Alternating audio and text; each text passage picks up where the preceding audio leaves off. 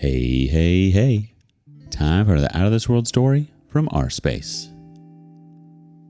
If you've ever wondered whether someone can really go from, I love you with all my heart, to, I'll take you for everything you've got, let me save you the suspense. They can. Today on rSpace, partners shift from sweet nothings to cold calculations.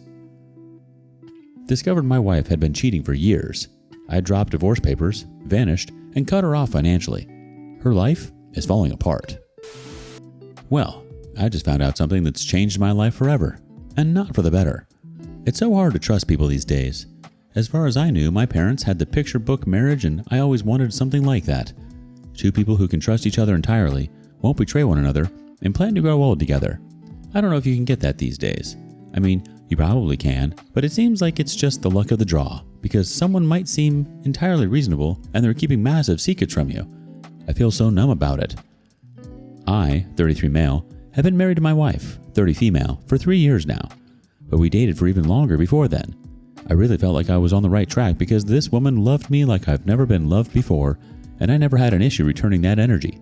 To me, it was on its way to what my parents had, but I've learned a hard lesson that no matter how much someone might be presenting a certain energy outwardly, you can never ever know what is happening inside their heads or behind the scenes, and that sucks so much. The two of us met when we were in college, and I went to college out of state. She was in her home state, and I'd love to learn about her childhood and teenage years and how she grew up. One story that she told me was about her first boyfriend back in her high school days. Let's call that guy Desmond. They had the typical relationship that you'd expect from kids in high school. Two people very passionate about each other, but two people who were very naive and foolish. Their relationship ended in a year and some change, and according to her, that was it.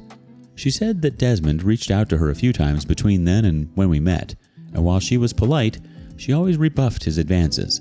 She also used to tell me when he'd reach out to her once we started dating.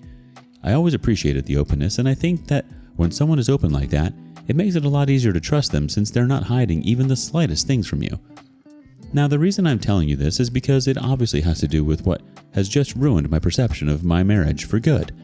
My wife, let's call her Bianca for the sake of this, came home after doing some shopping one day. We talked, we ate dinner, and then she mentioned that Desmond had reached out to her and that he was being all needy, but she rebuffed him and reiterated to him that she was a married woman who wanted nothing to do with him. That sort of made me proud, and when we spent a few minutes gossiping about him and how pathetic it is to keep badgering an ex. Then, I went to the kitchen, and I was making a cup of tea for myself. I noticed that she was fixated on her phone, and then she dropped it on the seat beside her to grab a bottle of juice from the fridge. This is when things happened pretty fast. I had finished making my tea, so I stepped back to the couch and I saw that she had left her phone with the screen on. It was still in a messenger conversation. I was like 90% sure that it said Des for the contact, and I could see one heart emoji from her side of the chat. But before I could sit down and have a closer look at it, it was like she had taken long strides and she was already by my side, and the first thing she did was swipe her phone off the seat, even though she could have sat down first. I noticed her looking at me through her peripheral vision, but I chose to act like I didn't see anything, and I just started an unrelated conversation. It was only then that she settled down. I'm not stupid. Even though I didn't see anything concrete and had no idea what they were talking about, that little episode was everything that I needed for my suspicions to instantly be aroused. I really questioned whether I should just confront her right away, but I had already acted like I didn't see anything, so I'd see it through, since that gave me the advantage of being able to check her phone without her suspecting anything. If I chose to confront her, she could always lie about it or deny it, and even if she told the truth, I might have gotten a tame truth. I wanted to know the absolute truth, so I decided that I was going to go PI on my own. I got my chance the next morning when she went to the shower. She left her phone charging, and the moment I heard the water running, I decided to investigate. There was already a message from him that she hadn't read that said, "Good morning," but I didn't let that stop me. I just opened it and then started scrolling through the messages. That's when I noticed that the two of them had been way too cozy with one another. I instantly knew that something was wrong because the impression I had of her relationship with Desmond was that they barely spoke, and when they did, he was the groveling, pathetic ex, and she was the strong, cold woman. They were equally warm with one another.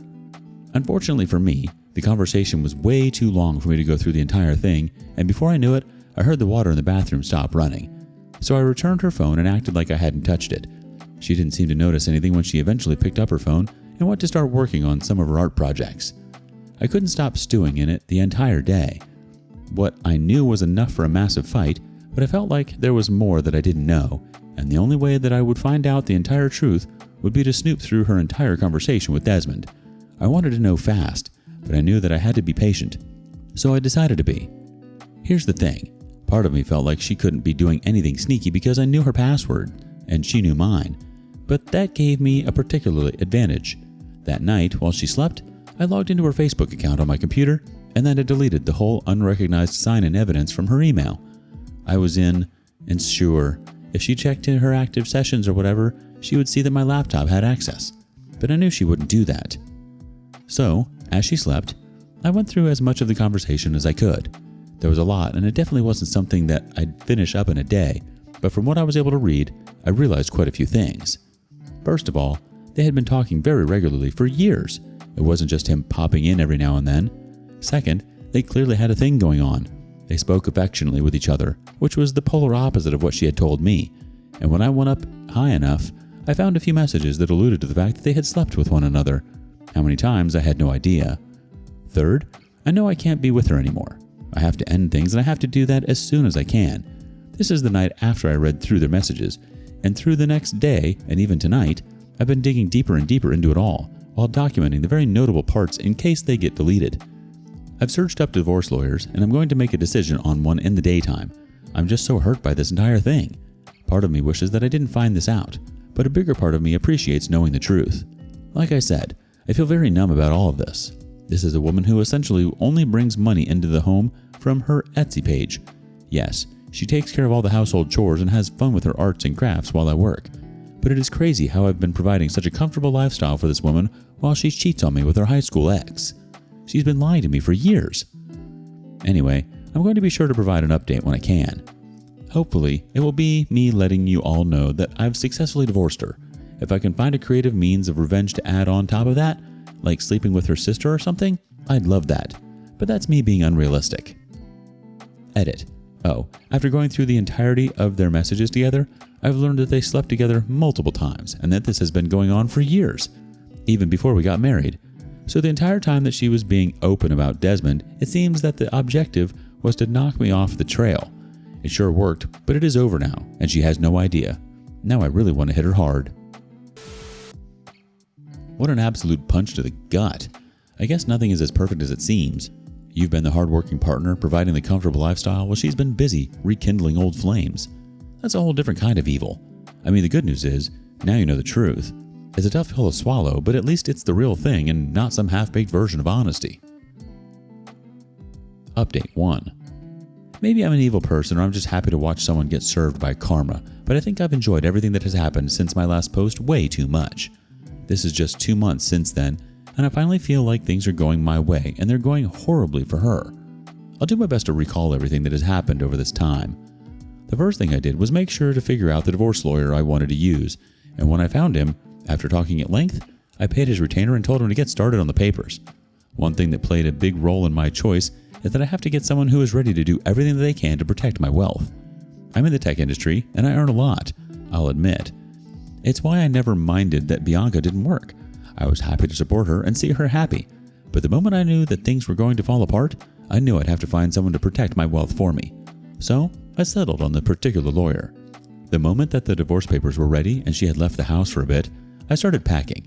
It took me a few days to pack as much as I needed without her having a clue. But the moment I did, I left the house and headed off to a neighboring city where I had already booked a hotel room. I gave my lawyer the green light the moment she messaged me and said, "Where are you?" so that he could send the process server over to the house. Yes, I know it was kind of stupid for me to leave an emotionally unstable woman in the house alone, but it was the easy way out for me, and I had my most valuable things with me. "Someone just stopped by the house and gave me divorce papers. This has to be some kind of joke, right?" I still didn't respond to that, and that's when she started calling me over and over, but I didn't pick up a single one of the calls.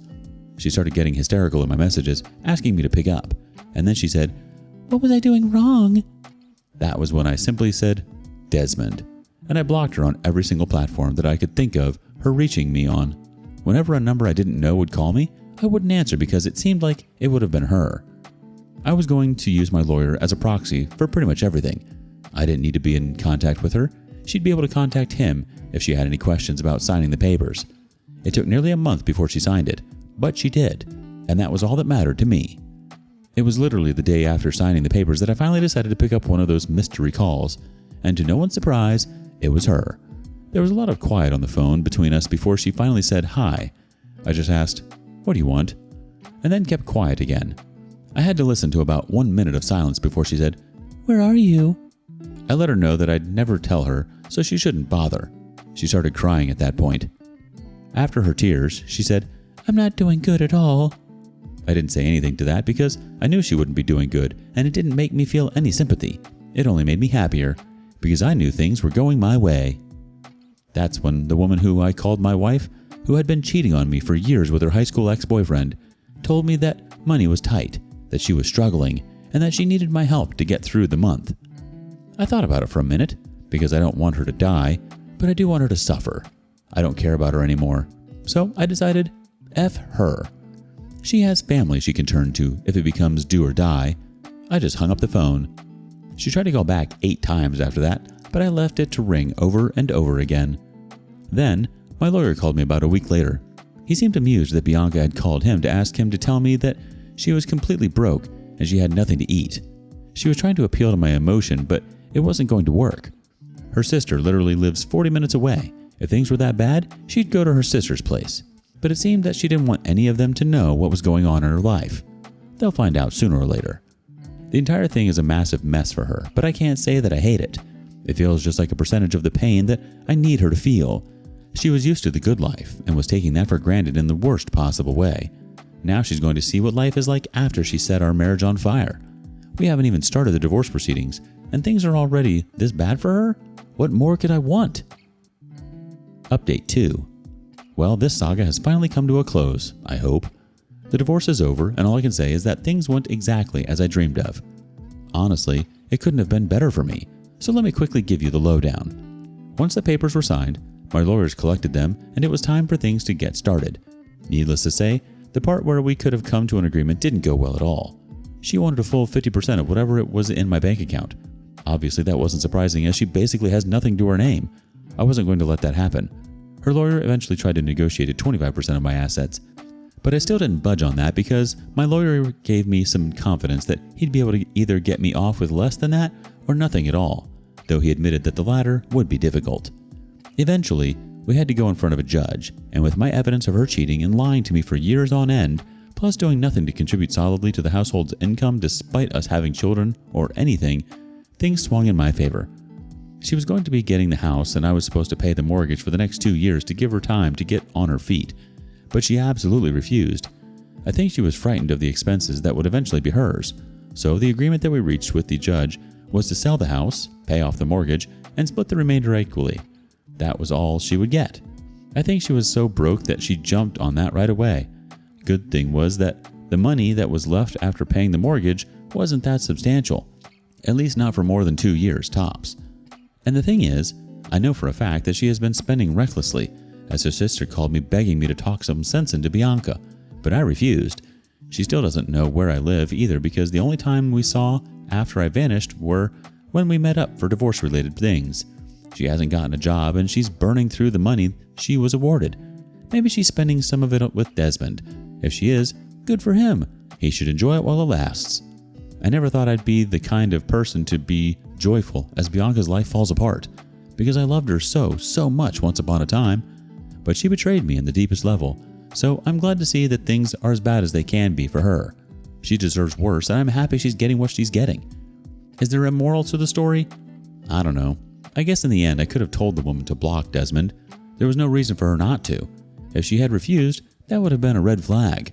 So yeah, maybe the moral is your woman should always be willing to cut off men who are nothing but a potential threat to your marriage or relationship. If she can't do that, then question how important you really are to her. Divorce. The negotiations, the fights over money, the "I can't believe you're doing this to me" moments. All of it. Look, OP, I'm sure there's a part of you that feels bad, maybe a tiny ounce of guilt. But let's be real, she brought this on herself. If she can't cut ties with Desmond, then what exactly are you to her? The fact that she couldn't even do the bare minimum to preserve your marriage says everything. Soak it all in, OP. Soak it all in. What do you make of this? And thank you for joining us today on rSpace. Be sure to like and subscribe and hit the notification bell so you don't miss out on our next video. Catch you next time.